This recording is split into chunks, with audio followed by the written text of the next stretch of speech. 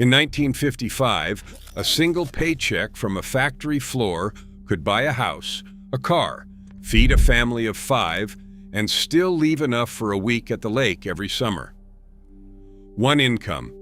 Today, 2 people work full-time and they're renting. Somewhere along the way, something broke. Number 14 on this list paid enough to raise 6 kids on one salary, and the man who did it never finished high school. And number 1, the pension alone would make a modern 6-figure earner turn green with envy. These 25 jobs weren't glamorous. They were loud, sweaty, and sometimes dangerous. But they built the American middle class, and then they quietly vanished or got gutted. Before we start, hit that subscribe button, because by the end, you might see today's economy a little differently. Let's count down. Number 25, the elevator operator. In 1950, every fine department store and office tower in America had a man in a crisp uniform standing inside a brass cage, calling out the floors. He wore white gloves, knew every regular by name, and worked the lever with a craftsman's touch, easing the car level with the landing so no lady in heels ever tripped. It paid around $40 a week in the early 50s, enough to rent a decent apartment, feed a wife and child, and still tuck a few dollars into a coffee can on the shelf. The job asked for courtesy and reliability and nothing more. A man with a bad back or a bum leg could still hold his head high and bring home a wage. Then automatic elevators arrived, and by the 60s, the brass cages ran themselves. A whole honest living disappeared with the push of a button. Number 24, the full-service gas station attendant. You pulled up, and a young man in a bow tie came running before your engine even settled. He pumped your gas, checked your oil, wiped your windshield front and back, and topped off your tires, all with a smile, all for free. In 1960, gas ran about $0.25 per gallon, and the attendant made maybe $70 a week plus tips. It was enough to marry on, enough to rent a little place near the highway and start a family. The station owner often lived above the shop, drove a new Chevy every 3 years, and sent his kids to Catholic school. There was pride in a clean windshield and a full tank. Then, self-serve pumps arrived in the 70s, promising to save you 2 cents per gallon. We saved the pennies and lost the dignity, the service, and about 100,000 steady jobs. Number 23, the Iceman. Before the electric refrigerator conquered the American kitchen, a horse-drawn wagon and then a truck rolled through every neighborhood carrying blocks of ice cut from frozen lakes. The Iceman hauled 25-pound blocks up 3 flights of stairs with iron tongs slung over his shoulder, the cold water dripping down his back in July. Families put a card in the window telling him how many pounds they needed that day. He earned a solid working wage, around $60 a week in the late 40s, sculpted like a Greek statue from the labor alone. Kids trailed his wagon in summer, begging for chips of ice to suck on. When the Frigidaire took over in the 50s, the Iceman melted away, and with him went one of the last jobs where raw muscle alone could feed a household. Number 22, the cobbler. On nearly every American main street sat a small shop that smelled of leather, glue, and machine oil, where a man in an apron could make a worn-out pair of shoes last another 5 years. He resoled, rehealed, and restitched, tapping tacks with a little hammer, buffing the toes to a mirror shine. In an age when a good pair of shoes cost real money, people fixed them instead of tossing them, and the cobbler stayed busy 6 days a week. He owned his shop, owned his home above it, and put 2 or 3 children through school on the trade. A resole cost $1 or $2, but the volume was steady and the overhead was low.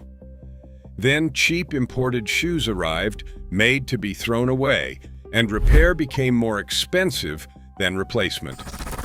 The little leather shops closed one by one, and a skill passed down for centuries simply stopped being needed. Number 21. The TV repairman. When the family television flickered and died on a Sunday night, you didn't buy a new one. You called the TV man. He arrived with a wooden case full of glowing vacuum tubes, pulled the back off the set, and tested each tube until he found the culprit, swapping it out right there in your living room. A house call cost a few dollars, and a good repairman cleared $80 to $100 a week in the early 1960s, more than many office men in suits. He understood circuitry that most college graduates couldn't touch, learned from a correspondence course, and a soldering iron. It bought a ranch house and a station wagon in the driveway. Then televisions went solid state, then disposable, and by the 1980s it was cheaper to buy a new set than to fix the old one. The repairman's genius became obsolete overnight. Number 20. The barber. The corner barber shop was the beating heart of the American man's week. A red and white pole spinning out front, hot lather, a straight razor stropped on leather, and conversation that ran from baseball to politics to who owed who money. A haircut cost 50 cents in 1955, but a busy barber turned a dozen chairs a day and cleared a comfortable living, enough to buy a home, raise a family, and retire with a little land. He was his own boss, answered to no one, and worked with his hands until his legs gave out. The shop was a place boys became men, where a father brought his son for a first cut and a photograph. Then long hair came into fashion, unisex salons opened, and the $2 buzz cut couldn't keep pace with rising rents. Many corner shops folded, and the ritual faded to a memory. Number 19. The milkman. Before dawn, while the street still slept, the milkman moved silently from porch to porch, exchanging empty glass bottles for full ones, sometimes leaving butter, eggs, and cream beside the door. In 1955, nearly a third of American homes still got milk delivered. He drove a slow electric truck, knew which house had a sick child who needed extra cream, and never once locked his cargo. It paid well, around $80 a week with the root bonus, enough that a milkman could own a modest home and put his kids through school on that single salary. The clink of bottles at 4 in the morning was the sound of a country that trusted its neighbors. Then, supermarkets undercut the price, refrigerators grew larger, and home delivery collapsed almost overnight. The milkman became a punchline, then a ghost, then a story children don't quite believe. Number 18. The linotype operator.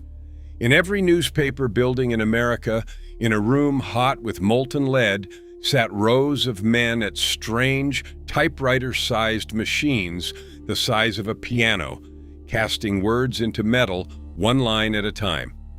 The linotype operator was among the highest-paid tradesmen in the country, a union man who could clear $120 a week in 1960 setting type by hand and machine. It was skilled, precise, unforgiving work that demanded years of apprenticeship. That wage bought a 2-story home, a boat, and a college fund, all on the strength of one man's craft. The printers' union was so powerful it could shut down a city's news with a word. Then, computerized typesetting arrived in the 70s, and within a decade the hot metal rooms fell silent forever. Thousands of the best-paid working men in America watched their entire trade evaporate in a single generation. Number 17. The city bus driver. He wore a pressed uniform and a peaked cap, and he steered the 40 tons of steel through crowded streets while making change, calling stops, and keeping a schedule to the minute. In the 1950s and 60s, a transit driver in a major city earned a solid union wage, often $90 to $100 a week, with a pension waiting at the end. That single check bought a brick house on a quiet street, a Buick in the garage, and a summer trip to the shore. He knew his regulars, waited an extra second for the old woman hurrying to the corner, and took real pride in a smooth, safe ride. The job carried respect, the kind that let a man look his neighbors in the eye. Wages stagnated, roots got cut, and today the same job in the same city often can't cover rent within that city's own limits. Number 16, the mailman. Rain, snow, or blistering heat, he walked his route with a leather satchel, and he was welcomed on every porch in America. The postal carrier held one of the most coveted jobs a working man could land, a federal position with security, a pension, and steady raises that felt like a fortress against hard times. In 1965, a carrier earned enough to buy a home, support a wife who stayed home with the children, and retire in comfort after 30 years. It was a job you kept for life and passed the pride of down to your kids. He knew every family, noticed when the mail piled up and someone might be sick, and served as the quiet thread stitching a neighborhood together. The job still exists, but the security has frayed, the roots have swollen, and the single income dream it once guaranteed has quietly slipped out of reach. Number 15, the bricklayer. With a trowel in one hand and a level in the other, the mason built the country brick by brick, laying 1,000 a day in the sun, tapping each into a dead straight line by eye alone. It was punishing work on the knees and the back, but it paid like few other trades, and a skilled union bricklayer in 1962 could clear well over $100 a week.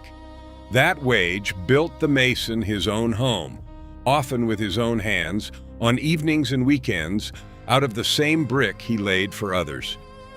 He took his son to the job site to learn the craft, and the trade passed down like an inheritance. Every school, church, and courthouse standing today is a monument to his skill.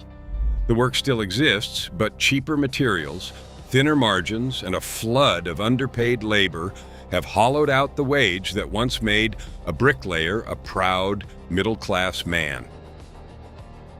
Number 14, the butcher. Behind the counter of the corner meat market stood a man in a blood-stained white apron who could break down a whole side of beef, wrap a roast in brown paper, and tell you exactly how to cook it.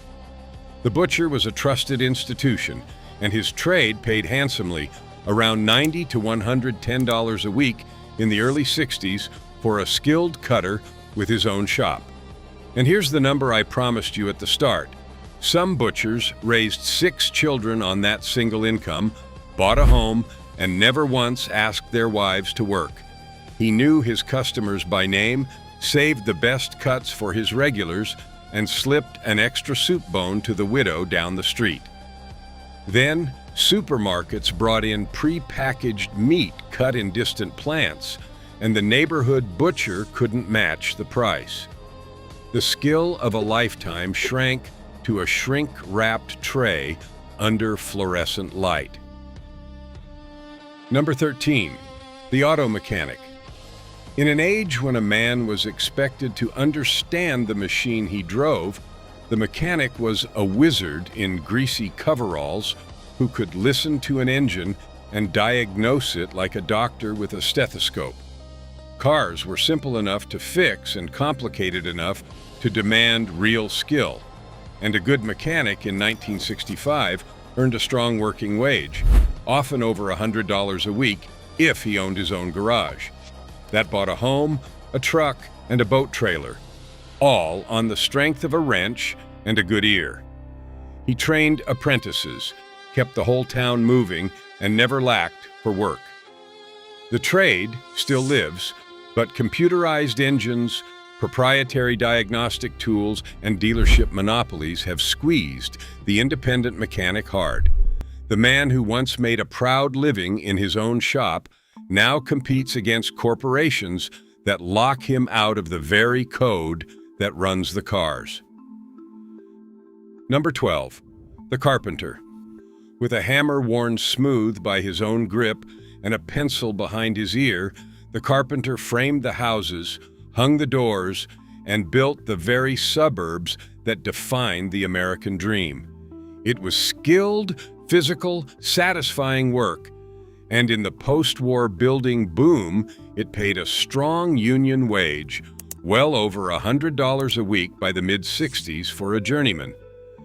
That single income built the carpenter his own home, often finer than the ones he built for others, because he knew every trick and cut no corner. Every neighborhood that sprang up across America in those decades came from his hands.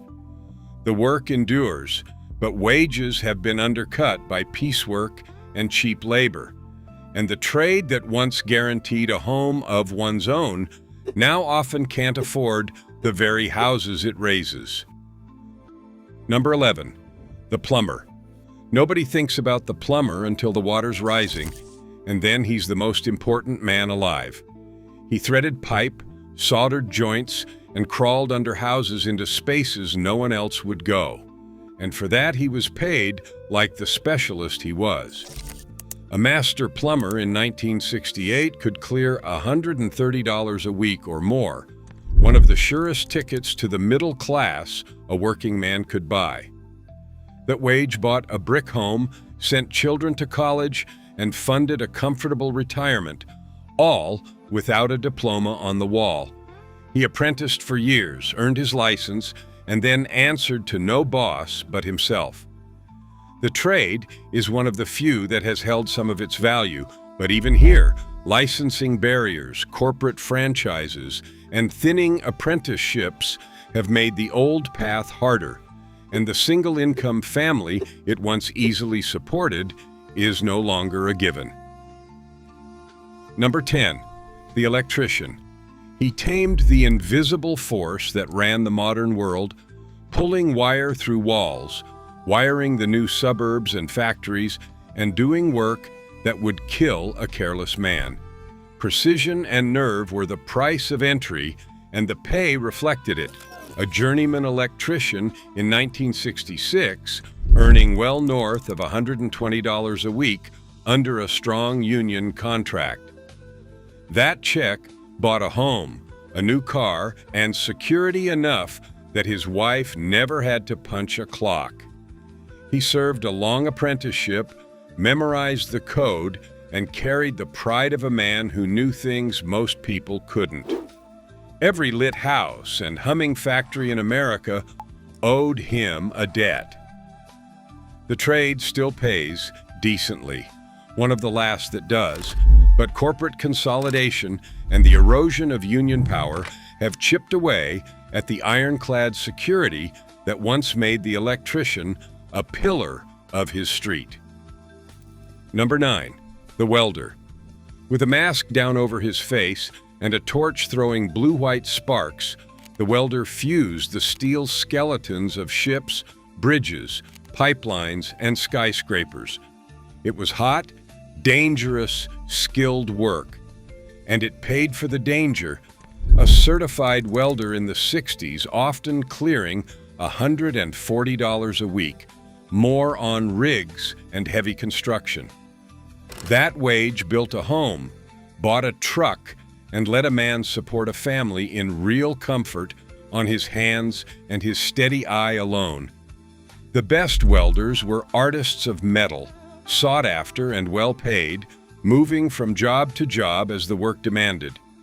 Every bridge you cross and building you enter was held together by someone like him. The trade survives and can still pay, but offshoring, automation, and the collapse of American heavy industry have thinned the ranks and the wages of a craft that once made a proud middle-class living. Number 8. The firefighter. He ran into the buildings everyone else ran out of, and for that the city gave him a wage a man could raise a family on. In the 50s and 60s, a firefighter earned a solid municipal salary with a pension so generous he could retire in his 50s and live in comfort. That single income bought a home, put children through school, and often left enough off-duty time to work a second trade or coach Little League. The job carried respect and permanence, the kind that let a man plan a whole life around it. He knew the neighborhood he protected and was known in it, a hero on the corner without ever calling himself one. The work still commands honor, but municipal budget fights, pension rollbacks, and rising costs have eroded the deal, and in many cities, the same job that once easily supported a family now requires a working spouse just to stay afloat. Number 7, the long-haul trucker. With a thermos of coffee and 1,000 miles of highway ahead, the trucker moved the goods that kept America stocked. And in the golden age of the open road, he was paid like a king of the highway. Before deregulation, a unionized long-haul driver in the 70s could earn the equivalent of a solid professional salary, enough to own a home, raise a family, and send money back on a single income. The road was hard and lonely, but the pay made it worth it, and drivers spoke of the job with genuine pride. He was independent, respected, and free in a way few working men ever felt. Then, deregulation in 1980 shattered the union contracts, wages fell year after year, and the miles got longer while the pay got shorter. The job that once built middle-class families now often keeps drivers away from home for weeks just to break even. Number 6, the machinist. In the tool and die rooms of America's factories worked men who could read a blueprint and carve steel down to the thousandth of an inch, making the precise tools and molds that made everything else. The tool and die maker sat at the very top of the skilled trades, and the pay proved it, well over $140 a week in the mid-60s, more than many engineers. That income bought a fine home, put multiple children through college, and funded a dignified retirement, all on one salary and a set of calipers. He apprenticed for 4 or 5 years and emerged a master of metal, and the precision of the entire manufacturing economy rested on his hands. Then, factories moved overseas, computer-controlled machines replaced the human touch, and the apprenticeships dried up. A craft that once represented the pinnacle of blue-collar achievement was hollowed out almost completely. Number 5, the railroad engineer. With his hand on the throttle of a machine weighing thousands of tons, the railroad engineer commanded respect and earned a wage to match. Railroad work was among the best paid, most secure employment a working man could find in mid-century America, backed by powerful unions and generous pensions. An engineer in the 1960s could clear $150 a week or more, enough to buy a solid home, keep a wife comfortably out of the workforce, and retire with a railroad pension that was the envy of the town. The job carried a romance and a permanence that defined whole railroad families, passed from father to son across generations. He knew every mile of his line by heart. Then trucking, deregulation, and consolidation shrank the railroads, cut the crews, and thinned the ranks. The steady, honored, family-supporting railroad job of legend became a far rarer thing. Number 4, the longshoreman. On the docks of every port city, the longshoreman unloaded the world by hand, hauling cargo out of ship holds in brutal, back-breaking labor that paid, once the union won its fights, like almost nothing else a man without schooling could do. A unionized dock worker in the 1960s could earn a genuinely handsome living, enough to own a home in the city, raise a large family, and retire on a strong pension, all on muscle and grit. The waterfront was a tight brotherhood, loyal and proud, where a father could get his son a spot on the docks and a whole family's future was secured. Then the shipping container arrived, and a job that once took 20 men now took 2 and a crane. The mechanization of the docks broke the back of an entire way of life, even as it made the survivors rich. Efficiency built fortunes for a few and erased livelihoods for thousands. Number 3, the coal miner. Deep beneath the hills of Appalachia and the Midwest, the miner did the hardest and most dangerous work in America, and after the Union bled to win it, he was paid a wage that lifted whole mountain towns into the middle class. A unionized miner in the 50s and 60s earned a strong living, with health care and a pension that his grandfather could only have dreamed of. That single income bought a home, a truck, and a future for children who, for the first time, might not go down the mine themselves. The work was deadly, the air was black, and men died young of it. But the pay and the union solidarity gave families a dignity that hardship had long denied them. Then, automation, cheaper fuels, and shuttered mines gutted the coalfields. Entire towns that a single miner's paycheck once sustained were left hollow, a stark monument to a bargain that no longer exists. Number 2, the steelworker. In the mills of Pittsburgh, Gary, and Youngstown, men worked amid rivers of molten metal and showers of orange sparks, pouring the steel that built the skyscrapers, the bridges, and the cars of the American century. The unionized steelworker was the very image of the blue-collar middle class, and after the union won its great contracts, the pay was extraordinary for a man without a degree, well over $150 a week by the late 60s, with health care and a pension. Besides, that single income bought a solid home, a new car, a boat, a cabin at the lake, and college for kids who would climb even higher. Then, the mills closed in the late 70s and 80s, the work moved overseas, and the towns that steel had built were left rusting. A pillar of the American dream collapsed in a decade.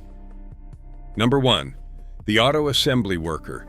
And at the very top of our countdown stands the man on the Detroit line, the unionized auto worker, who became the single most powerful symbol of what one honest paycheck could buy in America.